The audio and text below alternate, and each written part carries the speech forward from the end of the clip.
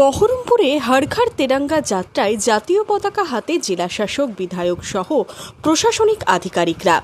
প্রথমবার প্রধানমন্ত্রীর হর ঘর তেরঙ্গা কর্মসূচিতে সামিল হয়েছে পশ্চিমবঙ্গ। মুর্শিদাবাদ জেলায় রবিবার থেকে শুরু হয়েছে হর ঘর তেরঙ্গা কর্মসূচি।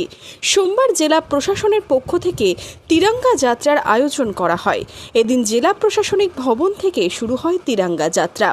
জেলা শাসক আর অর্জুন, বহরমপুরের বিধায়ক সুব্রত মৈত্র সহ প্রশাসনিক আধিকারিকরা হাতে জাতীয় পতাকা নিয়ে পদযাত্রায় পা মেলান। স্বাধীনতা দিবসের জন্য এক সপ্তাহ ধরে আমরা করছি।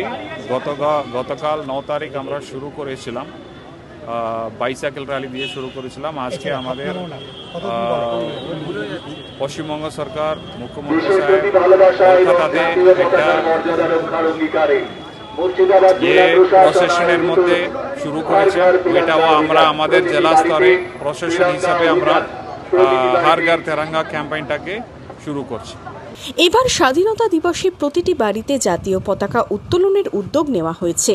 এদিন প্রশাসনিক আধিকারিকদের পাশাপাশি বিভিন্ন স্কুল কলেজের ছাত্রছাত্রীরা জাতীয় পতাকা হাতে তিরঙ্গা যাত্রায় সামিল হন।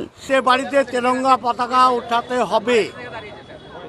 যে তিরঙ্গার প্রতি এতদিন ধরে বিভিন্ন রকমের অবমাননা করা হয়েছে, যে সকল বিভেদকামী শক্তি ভারতবর্ষের বিরুদ্ধে কাজ করতে গিয়ে এই তিরঙ্গাকে হাতিয়ার করেছে, সেই তিরঙ্গা আমাদের মান এবং মান আর সম্মানকে মাথায় তুলে নিয়ে দাঁড়াতে হবে। এর জন্য আমরা গতকাল ডিএম সাহেব, এসডিও সাহেব ছিলেন, ডিএলআরও সাহেব ছিলেন, ওনাদেরকে নিয়ে আমরা বহরমপুর পৌরসভার উদ্যোগে আমরা সাইকেল র্যালি করেছিলাম এই শহরে।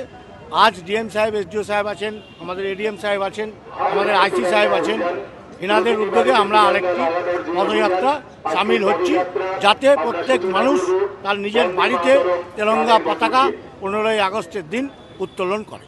জেলা প্রশাসনিক ভবন থেকে এই তিরঙ্গা যাত্রা শুরু হয়। ওল্ড কালেক্টরেট মোড়, টেক্সটাইল মোড়, লালদিঘি সহ বিভিন্ন এলাকা পরিক্রমা করে। Bureau report, Madhyabanga news.